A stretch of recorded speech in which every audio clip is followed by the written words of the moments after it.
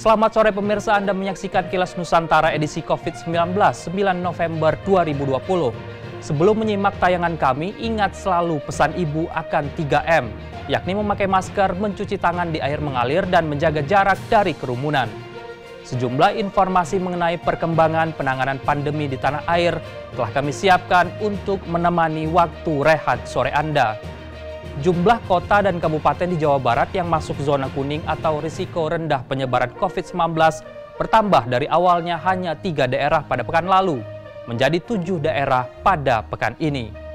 Pelayanan pasien umum di RSUD Ngimpang Solo dibatasi setelah 20 tenaga kesehatan dinyatakan positif COVID-19. Pembatasan layanan ini berlangsung hingga Jumat 13 November mendatang.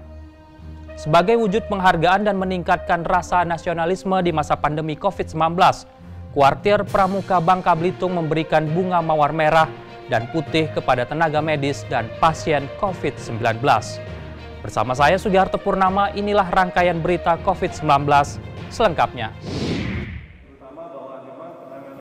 Ketua Pelaksana Komite Kebijakan Penanganan COVID-19 dan Pemulihan Ekonomi Jawa Barat Setiawan Wangsaatmaja dalam rapat koordinasi dan evaluasi penanganan COVID-19 di Gedung Sate Bandung Senin siang 9 November mengungkapkan jumlah wilayah zona risiko rendah penularan COVID-19 di Jawa Barat bertambah. Zona risiko rendah yang semula berada di 3 daerah yakni Kabupaten Sumedang, Cianjur, dan Indramayu kini bertambah menjadi 7 daerah. 4 daerah tambahan yang kini menjadi zona risiko rendah adalah Kabupaten Garut, Kota Sukabumi, Kota Tasikmalaya, dan Kota Banjar. Ketua Pelaksana Komite Kebijakan Penanganan COVID-19 dan Pemulihan Ekonomi yang juga Sekda Jabar menjelaskan penentuan zona penularan COVID-19 dan target penekanan penularan COVID-19 berdasarkan sejumlah indikator kunci diantaranya tes, tracing, dan penyediaan fasilitas kesehatan.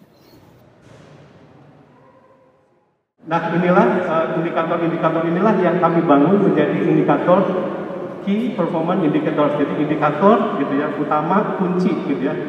Kalau indikator-indikator ini kita kuatkan, yang dipantau kita setiap minggunya, itulah upaya kita bagaimana bisa menekan serendah mungkin kasus-kasus terjadi di daerah tersebut. Sementara jumlah wilayah dengan zona risiko tinggi bertambah menjadi 3, yakni Kabupaten Bekasi, Kota Bekasi, dan Kabupaten Karawang. Jumlah kasus terkonfirmasi COVID-19 di Jawa Barat mencapai 40.093 kasus dengan tingkat kesembuhan 73%. Dari Bandung, Jawa Barat, Dian Hardiana, Kantor Berita Antara mewartakan.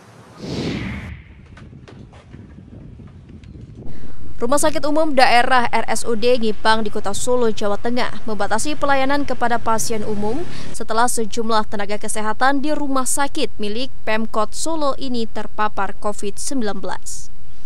Kasus induk dari klaster ini terdeteksi yang pada hari Kamis 5 November 2020. Hasil penelusuran atau tracing mengungkapkan jumlah nakes RSUD Ngimpang yang terinfeksi virus COVID-19 berjumlah lebih dari 20 orang.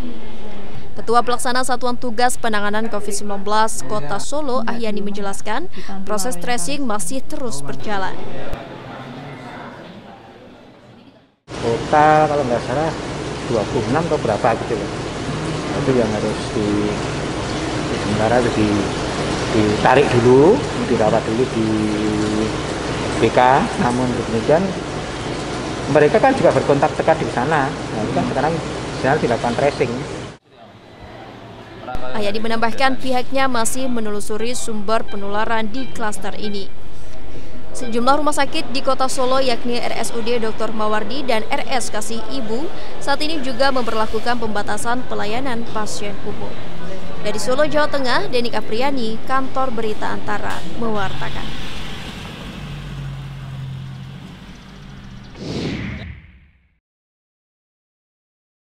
Dalam rangka menyambut Hari Pahlawan 10 November 2020, Kuartir Daerah Kepulauan Bangka Belitung, Kuarda Bubble, bersama Satgas COVID-19 Bangka Belitung, memberikan bunga mawar merah putih kepada tenaga medis dan pasien COVID-19 di Wisma Badan Kepegawaian dan Pengembangan SDM Daerah Bubble. Ketua Kuarda Pramuka Bangka Belitung, Melati Erzaldi, mengatakan kegiatan ini sebagai bentuk penghargaan perjuangan para petugas medis dan pasien yang dinilai sebagai pahlawan di masa pandemi ini karena berusaha berjuang mengalahkan COVID-19 di garda terdepan.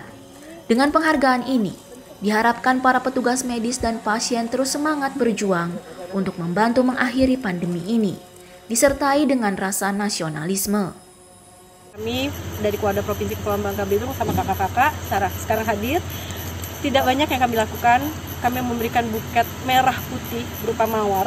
Itu membuktikan bahwa satu, mudah-mudahan nasionalisme kita tidak pernah luntur. Merah putih adalah lambang bendera kita, merah putih warnanya.